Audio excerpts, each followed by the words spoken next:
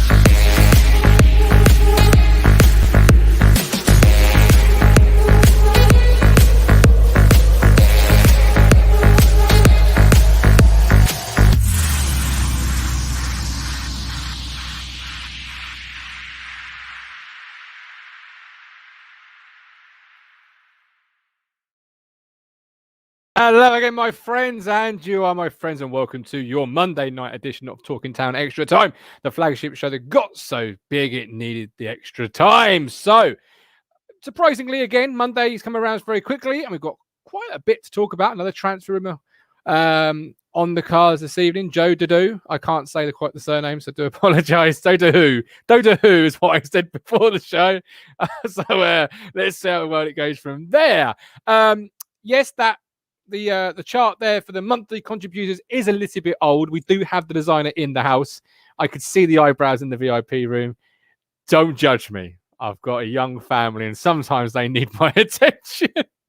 And I just had to go with what I got on the screen. Welcome in Cruncher. Welcome in Lee. Stephen Parry. Alex Gilead. He's still out there. He's still around. The guy we've been linked to this evening, I think I'd rather have Alex Gilead. Just putting it out there. Good evening, Bricktop. How you doing, my man? I hope you're well. Mike D. Hope you're good as well. Right. Busy show coming up this evening. We have got round 3 of our worst ever player. They are Lee Martin and Carlos Edwards. We've got round 3 of our worst ever player under Marcus Evans. This is, I will just hasten to add, we've got brief fallout from Swindon, a game which we actually scored a couple of goals. Shrewsbury look ahead and some more of Cookie's shopping list. First of all, let's bring in a man that we love. It is incredibly good to have him back.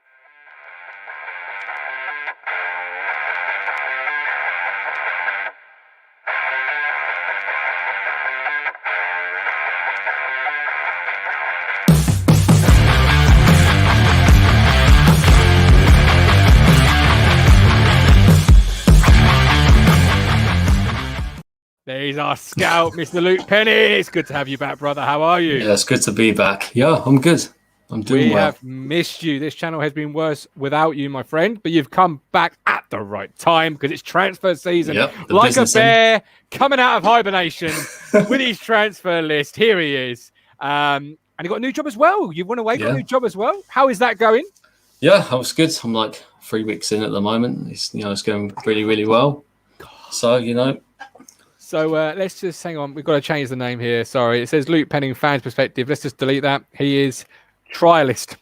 That's right. Because he is still on trial. 3 weeks is still enough time for probation. How is the trial going, my man? Are you enjoying it? Yeah, it's going well. Yeah. Weekend sport has come and gone. Talk to me very briefly about the Man United's protest. Did you see it? Did you hear it? What do you think about it? Yeah, I think, it's a hard one. As fans of a club in League One, the difference between us and Man United is quite heavy. But I think, it was good to see people of all ages there, outside the stadium showing their voice for owners that they don't appreciate. Be honest, I was a bit surprised to see fans actually gain entrance to the stadium itself and start throwing flares inside it. I thought that was a bit crazy, but I think, the overall message, rather than the couple that maybe spoiled it for others, was that they weren't appreciative for their owners, and it has been for a while. It's not just because of the Super League. I think it's harder for us because, with Evans and that, we couldn't really protest during COVID. It's true. So, we tried. Yeah, we and got the fan base buzzing around a little bit. Cruncher 76 fans getting together can make a difference. Absolutely. Brian Jacobs, evening to all you great people. Good evening, Brian. Andrew, loving the intro, and he's repping the merch. Good man. We love that, Andrew, who I believe also has a new job.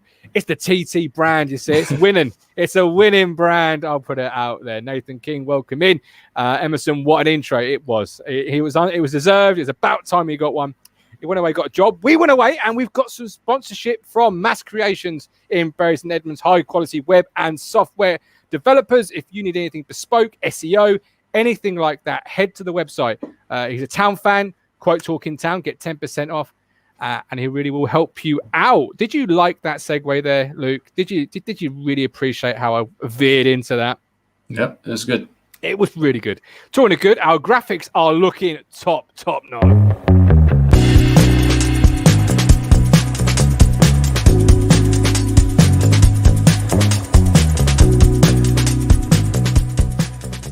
The designer is in the building.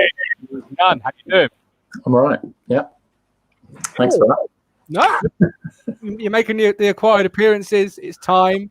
I was making Luke one, and I thought, right, let's make the designer one. He deserves it. How has your weekend been, my man?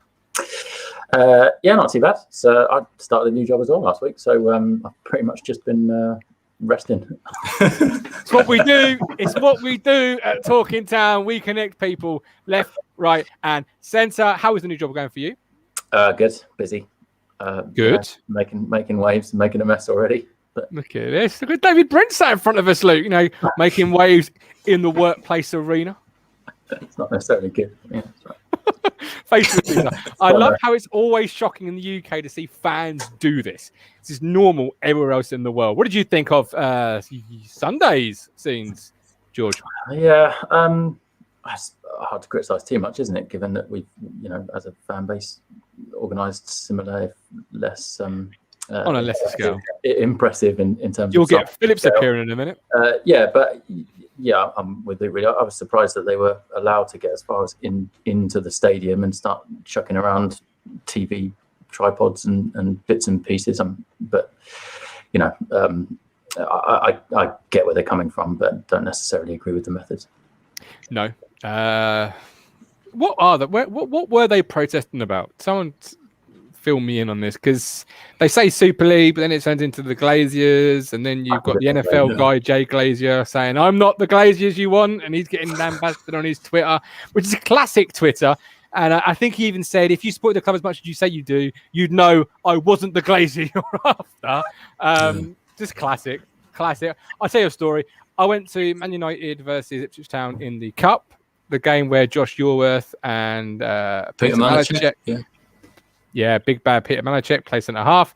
We were in the hotel. This guy walks into the hotel dressed head to toe in Man United gear, proper Man United, speaks in a Scouse accent and says, "Excuse me, love, do you know where Old Trafford is?" And she said, "Yeah, it's over there." And I just thought, you're dressed head to toe and you don't even know where the place is. That's classic United. Every stereotype was there. The Darren's good stuff. Nice to see a few goals Saturday. It was. Let's move on to Swindon, a game which I'm not sure we were playing Swindon or Barcelona at that time. James Norwood got himself he got 2, should have been 3. Scott Twine got 1 more assist on Andre Dazelle has this year. Which talking point do you want to pick up on there, Luke, first? Yeah, I'll start off with Norwood. I'll take Norwood. Go on. I think No, I think, you know, obviously he gets criticism, which is fair enough, obviously, for the off-field antics that he has. But in terms of goals, if anyone was going to break the 11-hour hoodoo, I think he was probably one of the most likeliest of people to do that. Obviously, it's a penalty and obviously tapping in a defensive mistake. But if you're there and you anticipate the chance, you know, that's the kind of thing you have to do. I think, you know, we've been obviously crying out for people to score goals. I know for himself that his time at Town, he said in the interview with the paper and for the club, you know, it's not been what he's expected.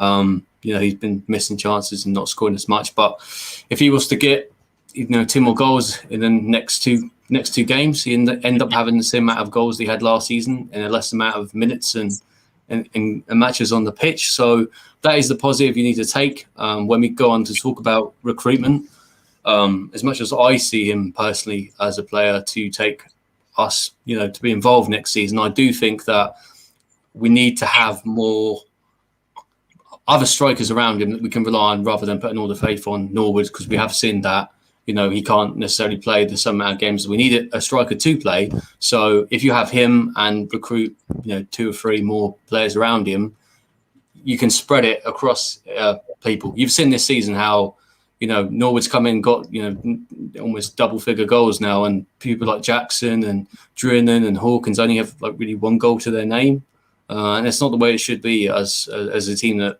wants to, you know, to perform better in the league and perform better. I think, you know, this summer with recruitment, we really need to, you know, to get people as well as him to help us out, because we need strength in numbers. And as Facebook user says there, Norwood just needs the service. And I do think that is a thing. I think we saw that a bit on against Swindon, actually, with Bishop. I still think he probably should have scored his chance where Norwood did a nice little dummy. He ran through and probably could have scored. Should have done. Yeah, I still think that we need someone in that position. Some people say Nick Powell. Some people talk about Gilead. No, only one person talks about Gilead. Yeah, absolutely. But George, Facebook users there says he will take chances. He just needs to keep fit. Some say the weekend if he can stay fit. They're big words, though, aren't they, when they come to James Norwood? If he can stay fit, or he just needs. Like, they're small words, but they're massive words when it comes to Norwood. Yeah, it's a big if. But just to come back to Luke's point on this, it's not necessarily how you describe it, Luke, but the tap-in that Norwood had, he made that tap-in. That was only a tap-in because of his foresight and his movement. He totally read that, and that was everything that's great about James Norwood for me. I want to see way more of that. And if he can stay fit, I think we will. There's that word again.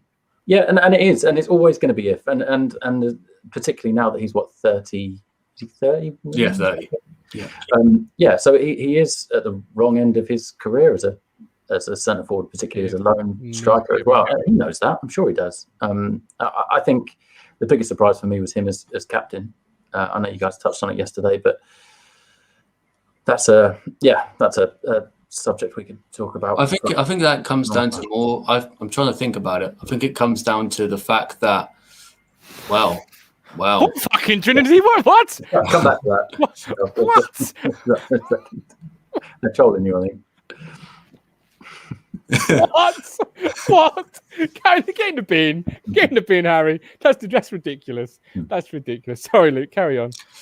What was I saying? Oh God, took the words out of my mouth. I've lost my head. Aaron Drennan, world class. Oh my days. Just pack it. It wouldn't surprise me if Aaron Drennan turns. I said this a few weeks ago. It wouldn't surprise me if he turns into a decent striker. He's so young, but Ipswich it's not going to happen here. It's done for me. You're trolling me in real time, literally in my face as well. No, I'm not. Aaron Drennan, it'll be like to score 10 goals anywhere he goes. Anywhere. You could put him in a better team, Man City. Literally just do nothing but hang around the 18-yard box. He ain't going to get nothing. He ain't going nowhere. I promise you that. Norwood, Luke, if he was a player that we were looking to recruit, and I said to you, how about James Norwood? What would your first thoughts be? Because so many people seem to be just sort of saying, if we can keep him fit, when history is showing us he can't stay fit. Because the COVID year, he would have missed out on half the season with a groin. This year, he's missed out on half the year. that's now that is now history repeating itself year on year out, is it not?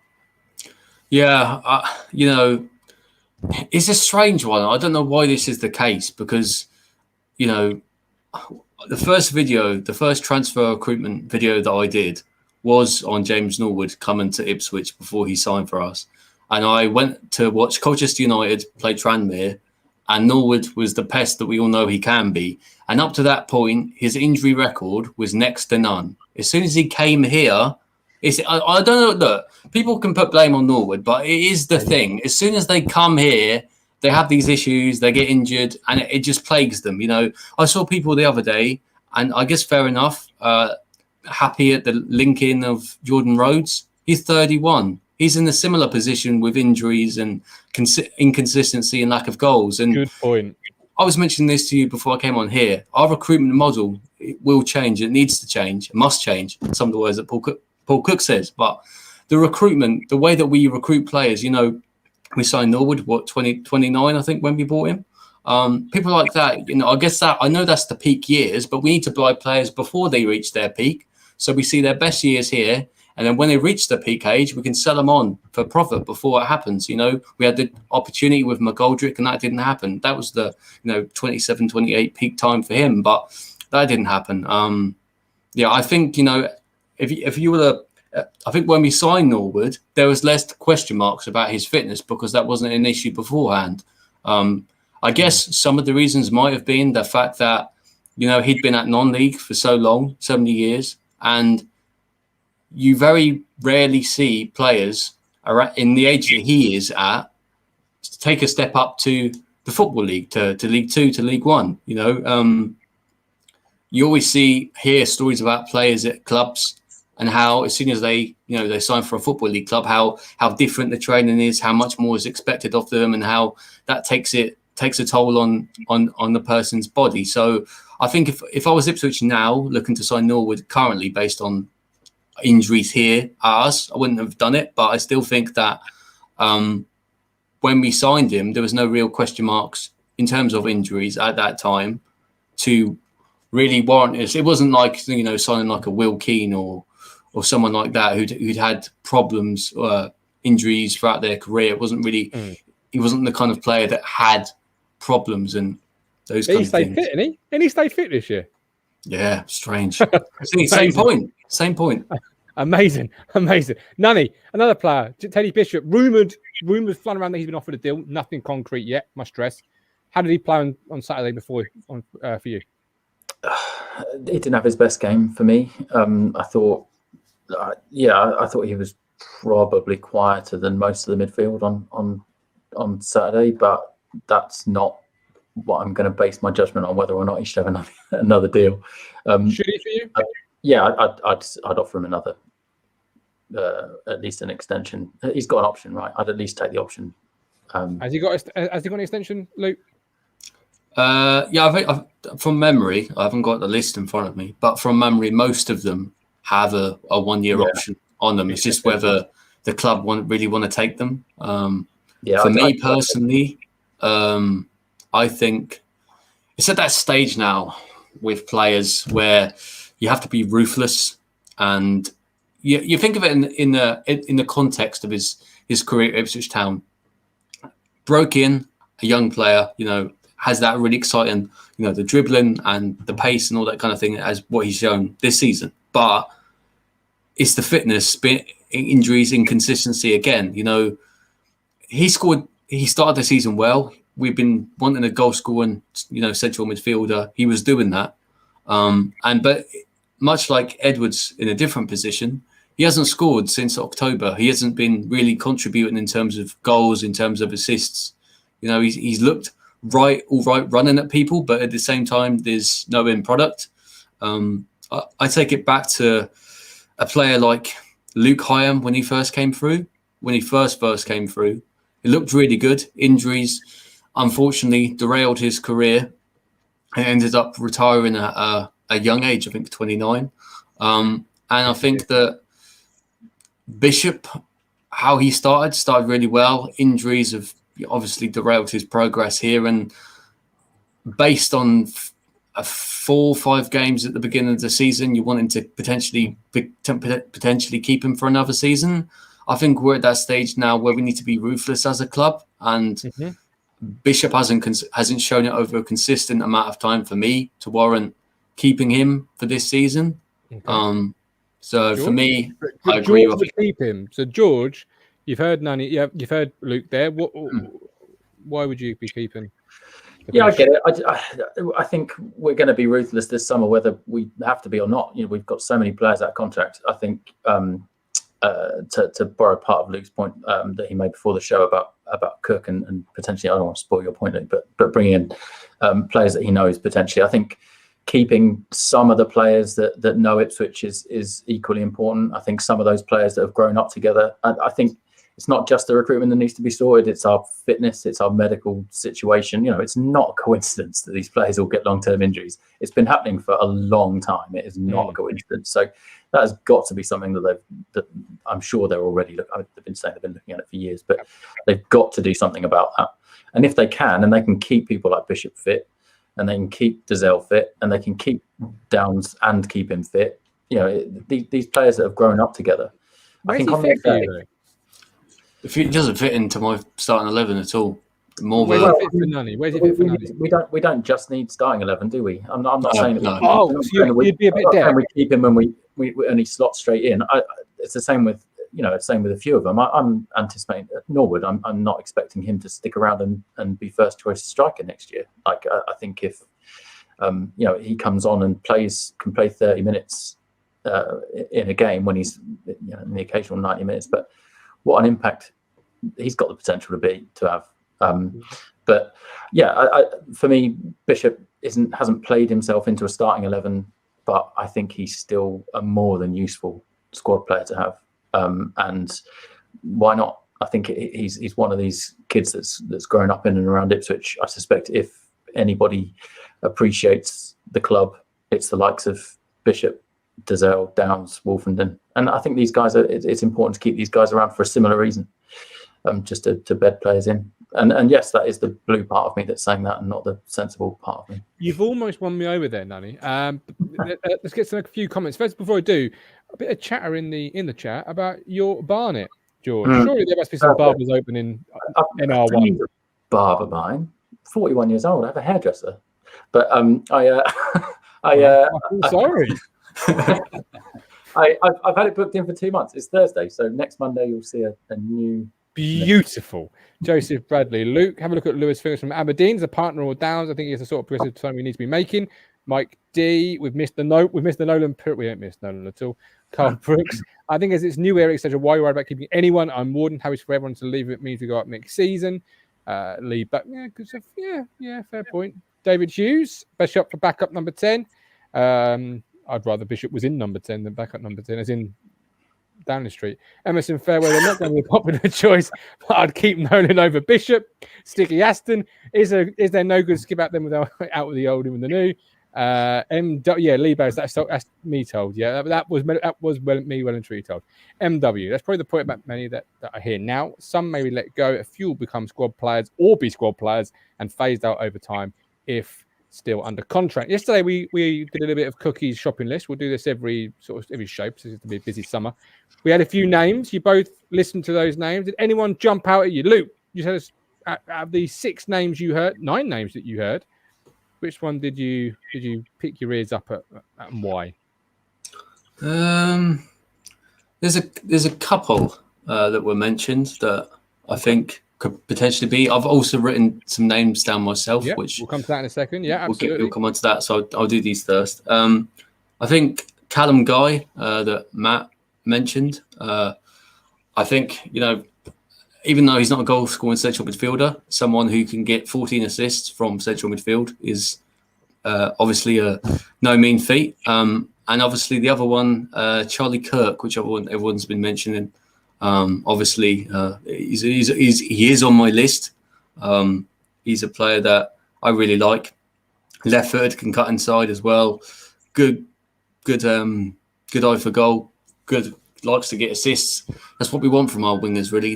Those kind of players. But yeah, they're the kind of two that have stood out. Obviously, you generally hear the names Piggott, Joe Piggott, quite a lot, obviously. But yeah, I'm trying to think of players. Does Piggott? There was a couple of strikers mentioned yesterday. And before I come to George, does Piggott fit the mould of a 4-2-3-1 striker? Do you feel? Or do you feel? Because I brought a left wing. It wasn't by any means my first choice, but Gary Medine, a strong type that's going to bring others into it, such as Charlie Kirk. Would Piggott fit that one-up top on his own role? Too? I think he can. You know, I've seen and read a lot in the last couple of weeks about Piggott. Obviously, we know he can't take penalties that well, but there seems to be a lot of interest, a lot of championship interest in Piggott at the moment. I've seen, I'm not sure about the validity of this, but I've seen a lot of Watford fan channels talking about him being mentioned in link with them. I think it is transfer silly season at the moment, but that is one I've heard.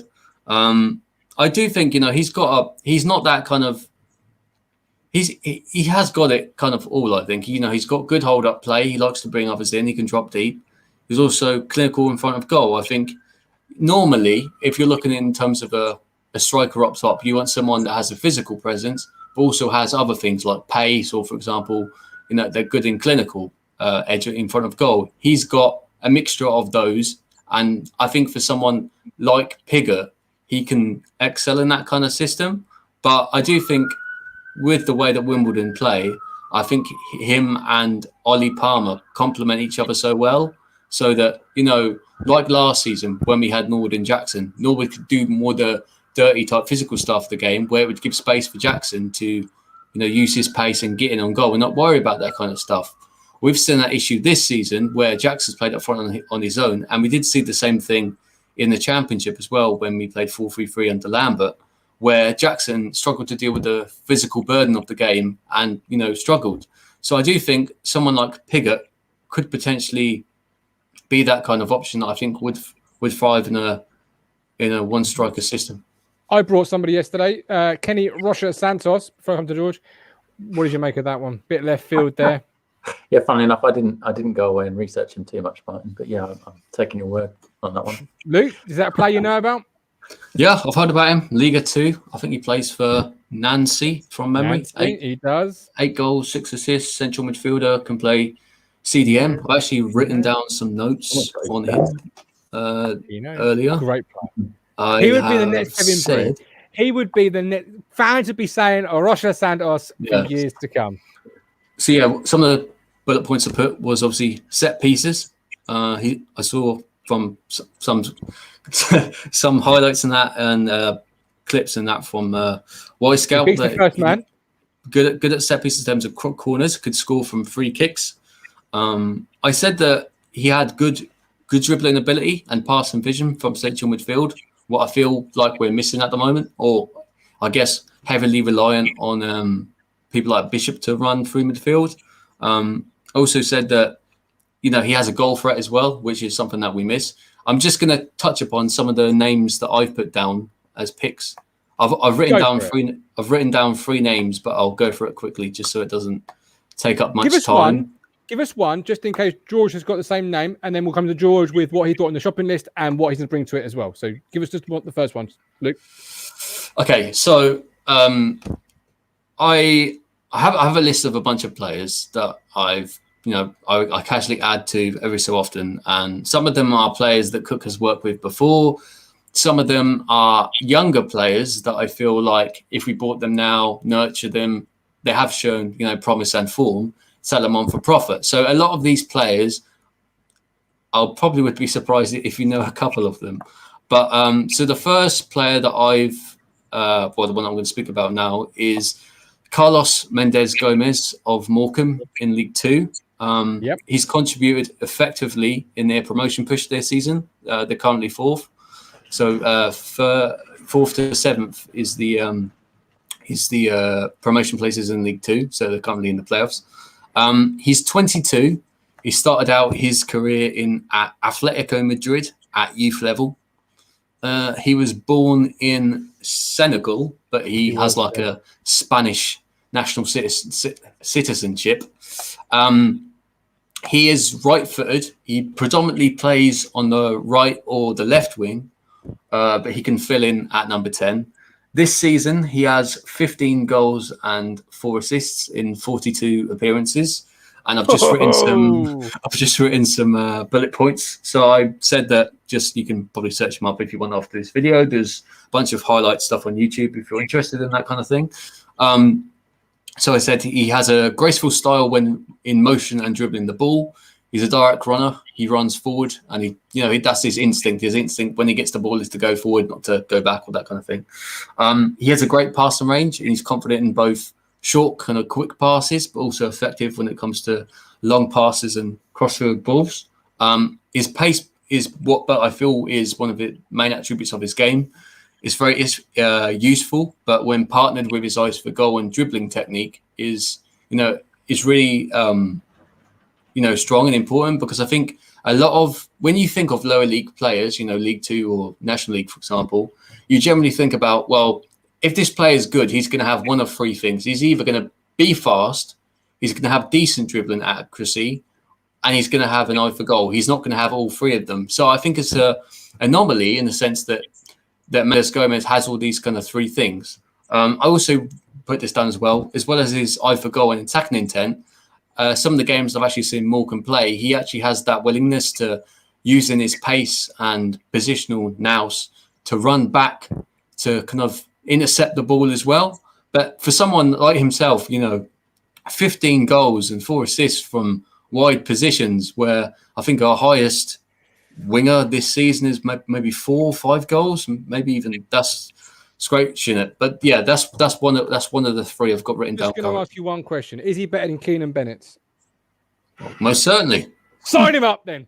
He's got a contract in the summer as well. So even better. A few comments. I think with the fact that he's 22 is that normally if you're under 24, you have to pay a degree of compensation. So you wouldn't take that as free. I think when Sammy Schmudix originally went from Colchester to Bristol City, he was in a similar kind of age where they had to pay a degree of compensation. So I probably would expect that to be around 500,000 around then. That's generally the common thing for these kind of upcoming players.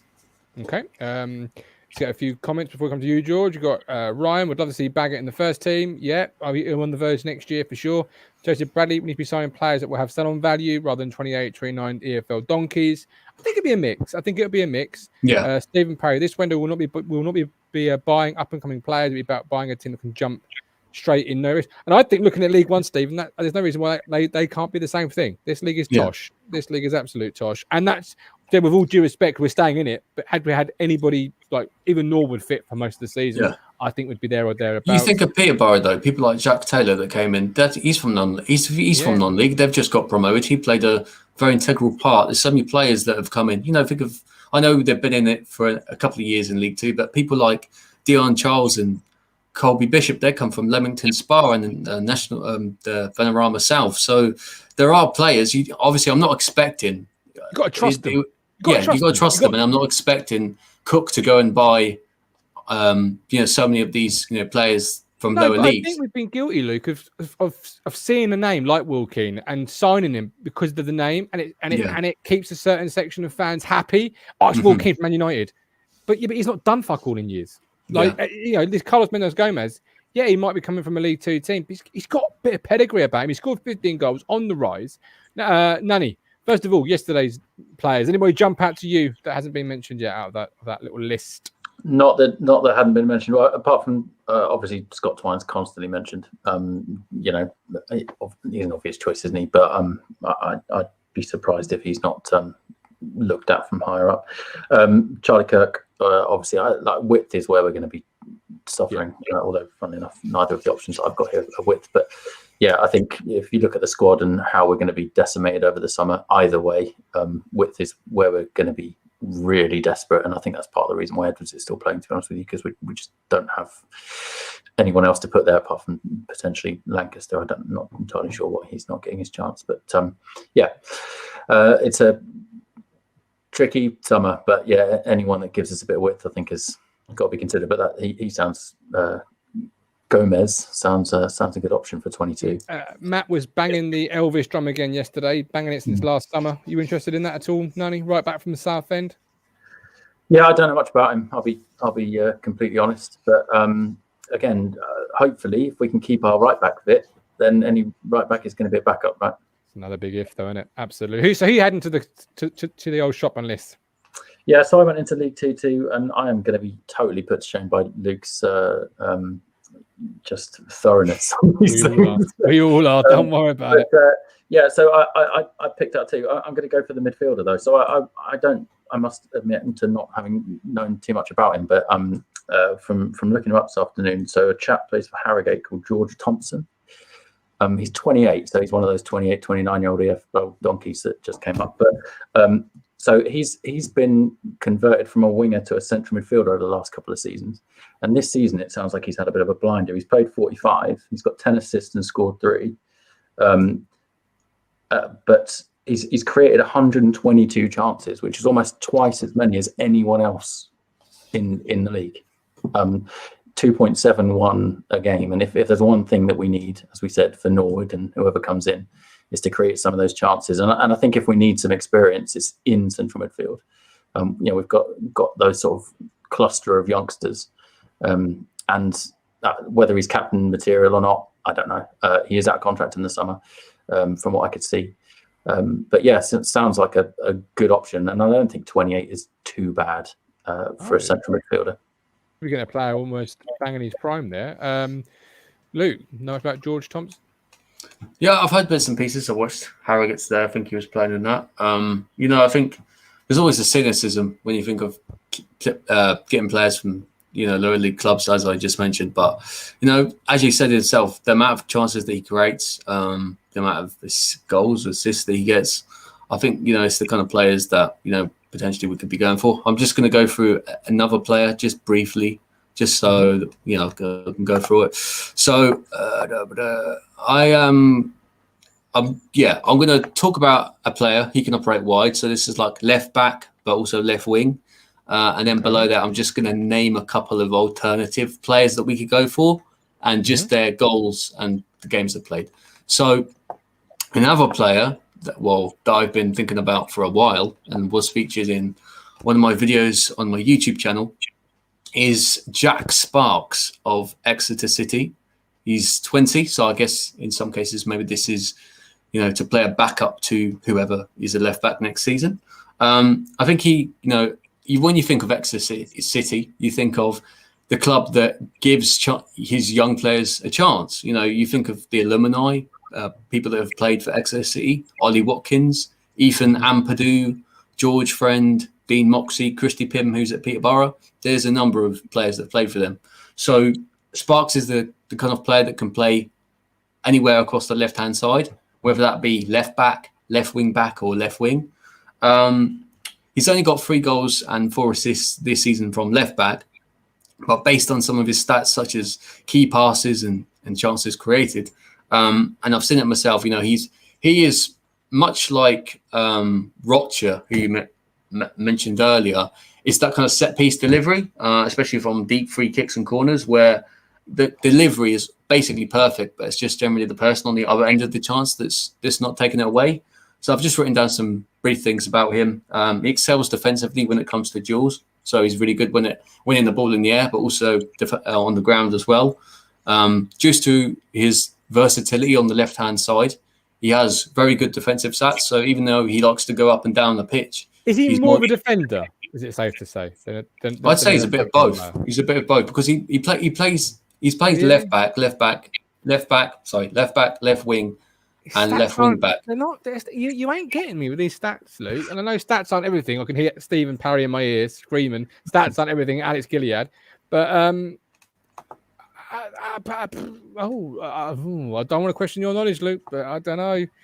You're not grabbing me with that one. What would you say to these guys in the chat and girls in the chat that are saying, why are we looking at A3 transfers? Why are we looking at lower levels? What would you say to people who, have that cynical eye? Yeah, I think, one other name so I'll put out is Matty J, number 10 at Exeter, 17 goals, 7 assists this season. A long summer, Luke. Don't use all your material just yet, my man.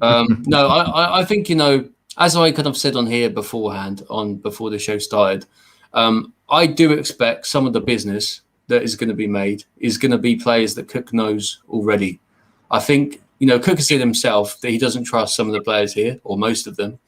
And I think that to bring in players, we've seen, numerous players linked now. You know, I think it's transfer city season. Joe Dodu being one of them today. You know, I wouldn't be surprised to expect people like Lee Evans, Sam Morsey, Max Power, for example, those kind of players that he knows to come into the club. So when you can bring in, you know, those kind of players, that some of them that I mentioned and others, you're bringing those into a group of players that know how Cook expects the team to play. And I do think, you know, the owners have said it themselves, just throwing money at a team doesn't make the team good. You know, you seen that happen to Sunderland. They wanted Will Grigg. They spent so much money on him and it didn't work out for him there. And I think if you're buying players for, you know, 500,000, maybe $1 million, 250,000, that are a better standard of player the better standard of player than what we've been buying, you're setting yourself up for a good opportunity, because you're having players that are proven and that knows Cook's way of playing as kind of like your main sitters in the team. Maybe like a new goalkeeper, Christian Walton, for example, central midfielder, Lee Evans, more experienced striker, for example, someone like British Summer Belonga. But within that team, you've then got our own, so people like Flynn Downs, Baggett, for example, maybe, Wolfenden, Vincent Young. And then you're bringing in other players that can go around and add their attributes to it. I think that I never expected, even when we got taken over by the Americans, I didn't expect us to go out and spend silly money on players. So what would you say, Lee? So you got Mike Brown here. We need players good enough for top half of the championship, not freebies or Poundland players. Then we've got Lee Anderson directly afterwards. Why should we be looking at freeze and gambling on young players? Cook has one season. That's it. What would you both? George, I'll come to you first, because what would you say to both Lee and Mike? Do you agree with them? Or if you disagree, what would you say? I think the reason is, why wouldn't we be? I mean, you look at the hundreds of players that are going to be, if not thousands of players that are going to be out of contract this summer for COVID reasons, and if not various other reasons. And there's so much quality in out of contract. Why wouldn't you start there? I don't think it's out of the realms of possibility that we're going to go looking for players that we can spend a fee on, but that's literally anyone, isn't it? I mean, it's hard to predict. When you have got money to spend, it's really difficult to predict. I don't think anyone's saying that we shouldn't be potentially looking to spend some money on players, but it's really difficult to, particularly when we don't know even roughly how much Cook's likely to have to play with or Ashton's likely to have to play with in the summer. It's difficult to say, well, you know, we could pick up such and such for £1 million. But at the same time, we have to remember that we're a League One, mid-table League One club. So it's all very well and good saying we should be aiming for top of the table championship quality players. It's not to say we couldn't get them, but they're likely to be on the way out of their career. We're not likely to be able to pick up those 22, 23-year-old players that are good enough to be playing in the top half of the championship, because other clubs will also be in for them. Be a hell of a job if Cook can pick them up. Isn't it about also, Luke, we've got a good chance to actually build a team here, and actually, yes, right now, let's take your player there, Carlos Mendes Gomez or Jack Sparks from Exeter. Yes, right now they're coming from there, and they're not quite a mid-table championship player. But in 18 months' time, who knows where they will be? Who knows where you'll be because of that? And isn't it fair to say clubs that are promoted together and stays together and build something at this level and get promoted go on to have almost better seasons in the championship because you've got less change, you've got players progressing? Is that fair to say? Yeah, I agree. I think that, you know, if you're a team and you buy a bunch of players around a certain amount of age that are too old, or 28, 29, by the time you get to where you want to be, you're going to have to be selling them on. They're going to be too old. So I think, you know, buying them young, I'm not saying all, but I'm just saying some. For example, Carlos Mendes Gomez. If you were to buy him now, maybe he's not that kind of top half championship player now, but as you say, in 18 months, he probably will be that kind of player, you know, that based on the form of this season, if he carries that on wherever he goes next year. I do think that. I think that, you know, Because and we'll come on to it now. The worst players under the Evans where we paid a fee. Didn't we almost try that approach when we first had Evans' money? Lee Martin, Carlos Edward, players from above, or Thomas Prisco had one good year with Watford. There was no semblance of building anything at that point. Is that fair to say? Yeah, I mean, it's difficult, isn't it? Because even top half championship players are going to be available on frees. Nick Powell came up earlier. He's a better than League One player, right? Mid championship quality player, 27 years old, I think, maybe 28, and he's out of contract in the summer. So someone's going to get him without spending any money on him. But pretty unrealistic to assume that that's going to be us. I think it comes down. Sorry, I agree. I think it comes down to the fact that as fans, or as some fans, we're maybe used to getting a certain type of free transfer, like the Will Keane that you mentioned. Those kind of free transfer players. Just when we have more funds now, we have more money behind us. The quality of free transfer player that we can get, like George mentioned, someone like Nick Powell, for example, is much higher. This season with COVID, and I guess the same at the end of last season, is because some clubs can't afford to keep certain players at their teams. There's a numerous amount of players out of contract that probably wouldn't have been out of contract otherwise. So I think it's the higher quality options of free transfers. Obviously, I'm not expecting them to all be free transfers. We'll probably buy a couple of players as well, but it's just getting that balance. I think that's important. Yeah, I agree. I really do. And George says something very, very true about the mid-table status. You've got 3 teams coming down. They're going to be in the same swimming pool as we are in terms of player recruitment. They've just come down. You're going to have teams that have just missed out on promotion. They've just missed out on promotion. So you're going to have to pay a bit of a premium, aren't you, to attract the higher quality if that's the way you want to go. Whereas maybe the creme from the league below, I don't know. It's the blend, really. Look at Burley's team. Some of those better quality players are going to need to see more improvement from Ipswich before they want to come to Ipswich. That's what I was going to say. If you look at a team that has finished around 11th in the table for the last 2 years, you're going to think, well, why might I think from a player in a championship? Why am I going to want to go there? So I think it is strengthened our hand in negotiations in the fact that we're now taken over by owners that have big ambitions for the club, and there's more a likelihood of selling them a potential dream. Selling them the chance that you can be part of this team that can be in the championship, that can be fighted for the Premier League. So I think that we're in a stronger position now in terms of negotiations with the people that we have behind us, rather than being in Evans' ownership, for example. I agree. As the good doctor in Emerson says, sell the visions. Vision will be key. Colin Plum, the GOAT. We definitely need to start looking upwards for sure. Lee Anderson, Cook and Ashton can sell the dream. Mike Brown, we still have fans in the mindset of Marcus Evans era. Mike, the link's available if you want to come on and have your say, my man. Facebook user, highest wage bill wins championships, not high transfer costs. Just look at Jackson. If that was true, we'd be lifting the trophy this weekend. That's what I'm saying. Just because sadly, you got to know what you're doing with it. Like buying a house. Just because you got £1 million don't mean you end up with a mansion. It all comes down to appointing people in proper roles. For so many years under Evans, we had people like Ian Milne involved in roles. Now we've got Mark Ashton coming in, and it seems like there's going to be more people from Bristol City, from what I've been reading, or to come in, and hopefully, we finally have players that are, or people that are dedicated and know their roles and are experts in their roles to come in and hopefully, fingers crossed. Football people in football people. How delightful is that? Right, on to the worst transfer fee players. This is Group C. Group A, Paul Taylor won it. Group B, I think Michael Chopra won it, possibly, or was it Caden Jackson? Could have been Caden Jackson actually that won it. Caden Jackson, I think. Group C, we've got Lee Martin and Carlos Edwards.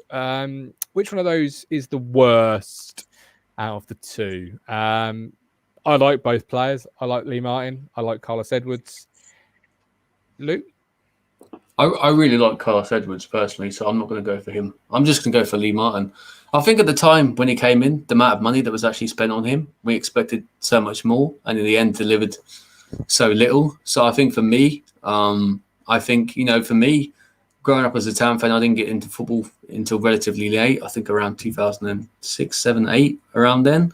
So I saw, I guess part of Martin's career at the club, but also I really liked Carlos Edwards. I had so many good memories as watching Derby Carlos away. Edwards, Derby away. I remember Birmingham at the end of, I think, the 12-13 season, where he scored a similar kind of pile-driving goal. And he was that kind of player that was always dependable as a captain at right back and also right midfield. So, yeah, if it was me, I'd go for Lee Martin in terms of the worst player money spent. Yeah, and Mike says, on what planet did someone say Edwards? Well, no one said Edwards. This is just players that we paid a fee for through the Marcus Evans era. They might not be the worst player. They might even be a bad player. They might be a fantastic player in this case, as Carlos Edwards is. But we paid a fee, so they've got to be on the list. George. Yeah, I thought it was a joke, to be honest with you. Never Carlos Edwards in a million years. I didn't think Lee Martin lived up to the hype by any stretch of the imagination. We didn't pay loads of money for him. I guess it was quite a lot of the time, but that's Martin hands down for me. Carlos Edwards was consummate pro and was our captain, so I didn't even consider him. No. You see, I've done a little bit of manipulation here because Group C this is all thanks to Renegade Statman's Twitter. So we've got it from there, but he has 4 per group to have 3 groups. I made the last group 2 names to get 2 extra groups out of it. So we've got just something to talk about on maybe one of the last shows of the season. So this should have been, I had to look at my phone, but it should have been Edwards, Martin, and 2 other names. Right, so Edwards is still on the list because you've paid a fee for him, so he's got to be. But yeah, I just thought, you know what, Edwards is no way losing any list, so let's just get him in with Martin and go from there. I still think for me, it's not a paid transfer, but I still think in recent years, I think the transfer I'm about to say is one of the reasons why when you think of Ipswich, you think of underfunded stuff. When Daryl Murphy left and went to Newcastle, we brought in Leon Best, and I think for me that is probably one of the worst. I know it's a free transfer in that case, but for me that's one of the worst transfers that we've had.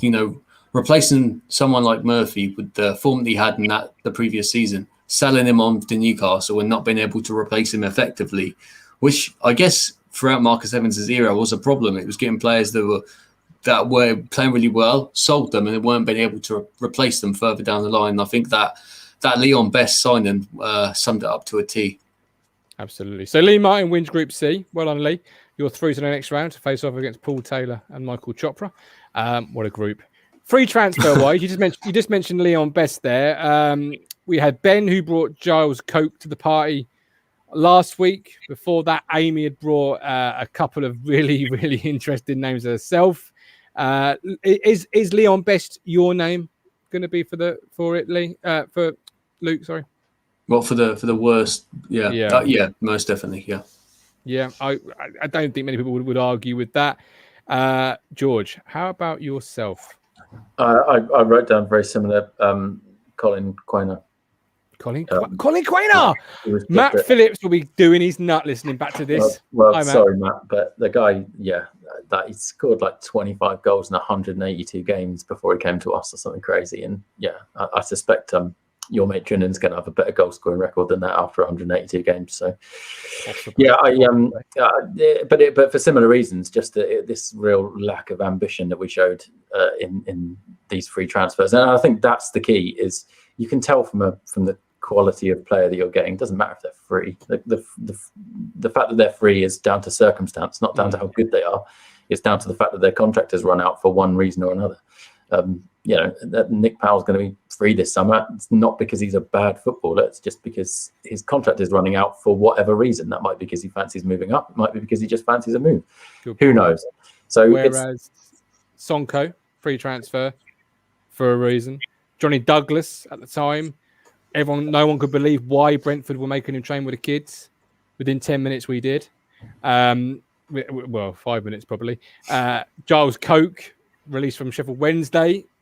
He wouldn't have cut it in anyone's team. What about Diego Aguirre? I was a bit iffy on him when he was here. Diagaraga? Yeah. Diagaraga. It was from Leeds, wasn't it? Tumani Doagaraga. I think it was on loan at the time from what I remember, but he was always one that I was a bit iffy on. He was always with the James Norwood School of Fitness. He was, injury all the time. Yeah, well, adding Amy to that group, all of these players that Hughes potentially did nothing and went. Yeah, Simon Dawkins, Nathan Ellis. Dawkins was on my long list. Yeah. Yes, there are a few, and we'll do this every week because it is quite fun. I was watching Burnley the other day, and I completely forgot. Yeah, Chris Wood. That's a classic Evans loan signing. The name, but the name is good, but he turns up just having been injured, so he's not fit. He takes the whole loan period to get fit. By the time he's fit, he's going back again, and it's like absolute waste of our time. Not. Was it Leicester at the time he was on loan for? Yeah. But then again, you get some good free transfers like Matt Elliott or a loan spell. But then you get for every Matt Elliott, there's a Mark Fish. But there is. There's just one of those things, isn't it? Oh, I know. We were all there, right? So some good names there. So we're adding Leon Best from Luke, and George, remind me of your name again. It was Colin. Sorry, Colin. Colin Quaynor. We've got Savelli could be one as well. We paid money for him. He was in Group A. Again, a player a bit like Carlos Edwards. I felt unfair putting him in the group. I didn't do the groups. Statman did, but I felt unfair doing it because he was a decent player before he got injured. But it is what it is. Harry Butcher drilling as well, classily. Too many flops to mention. Mike D, John Scowls. Yeah, but that was pre-Evans. That was a Sheepshanks. But that was classic Ipswich. Bring in John Scowls on a free because he's played around the Premier League. Gets injured last preseason friendly. Quick panic. Herman Rodison arrives. It's just classic Town.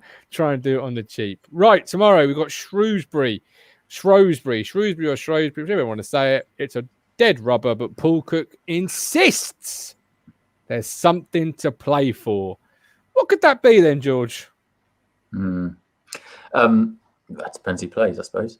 I was interested in his comments earlier because he said every player, something along the lines of every player cares about every game they play. But I'm pretty sure over the last 9 weeks, all he said is that he doesn't trust them because none of them seem to care. But you're sounding like Callie sat over there. He has been a little bit contradictory in most things that he said over the last couple of months. But you can't say that. Paul Cook's God in these parts. Not by me, but he's God in that chat. I'm not saying chat will be going, George. He's not going to be good. I'm just saying that he does tend to say, things that he contradicts. It's like I don't want to slate the players, then he slates the players. But yeah. And I'm sure he just isn't really thinking that far ahead when he's speaking. But I can hear who knows what they're going to be playing for. If like I said, Edwards and Bishop are playing for contracts, but based on Saturday, they're the only ones that were anywhere near the pitch that aren't going to be here next season. So. Lee Anderson, Cooker's classic flip-flop. Cruncher, I'd slate these bunch of shithouses. Oh, I think you do on a regular basis. I think you've got shithouses copy and pasted on your phone by now, surely. Just copy and paste. Colin Plum, is he really sure? I hope he's right. I don't know about that one. Unchanged lineups for you both, wasn't it? I know for George it definitely was. Luke, no, you weren't. How are you lining up tomorrow then, Luke? I basically did the same sides, just Parrott instead of Bishop.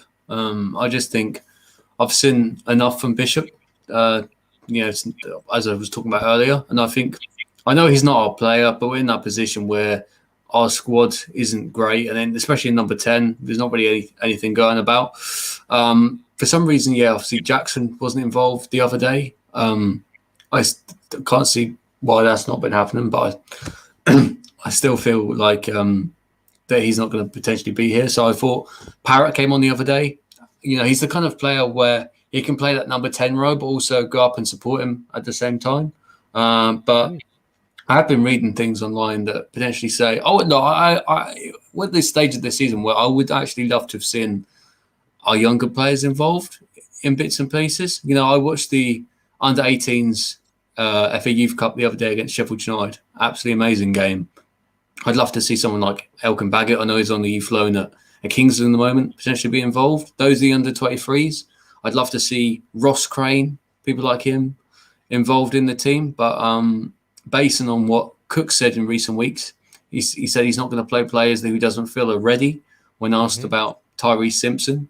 So I think in terms of what we've got currently, if it means playing Dobra and putting someone else in number 10 rather than putting Dobra in number 10 and playing someone like Keenan Bennett, who I don't want to see play for Ipswich Town again this season, then I'll stick Parrott there. Yeah. And Stephen Parry says no point playing Parrott in a dead rubber.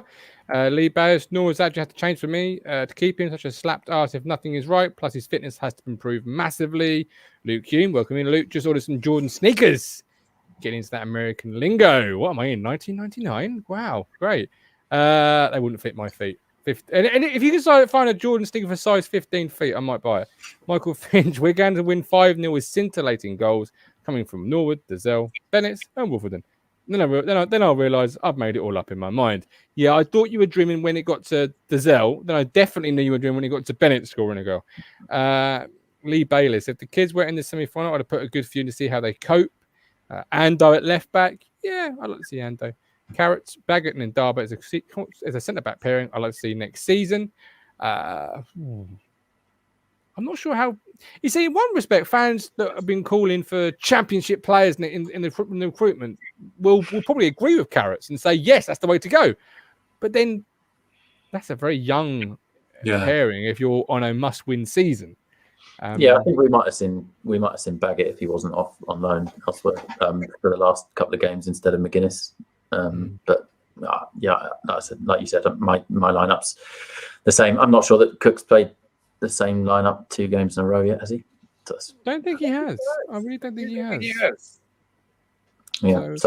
But I don't see any reason why they were starting to look a little better on Saturday. I thought it is mostly made up of players that are permanent players that are going to be here next season, apart from the loans. And like I say, Edwards and Bishop, who are playing for something new if they haven't already been told they're going to get it.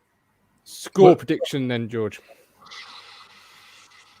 I'm going to go 2-0 Town. 2-0 Town, okay. They start scoring goals when the pressure is off. I'm going to go for a 1-1 draw. I want to be... I want to be, positive. I just know the kind of team that Shrewsbury can be and the players that they've got in their team. Like most fans, I'd like us to go on from Swindon, where we won, and take that confidence, I guess, into this game and then into Sunday. But I don't know. Probably a draw or a close win. Okay. All right. Well, whatever we'll be here tomorrow live from 6:30 with the last Tuesday night match day ticket. Myself, Neil Miles, and Stephen Thompson will be with us. It's exciting stuff. Looking forward to it. Hopefully we'll get some goals and points. Luke, George, appreciate you both very much. Keep your eyes on those socials. It's a busy week coming up this week. Lots planned, lots coming up, and there might be just the occasional bit of snow. See you tomorrow.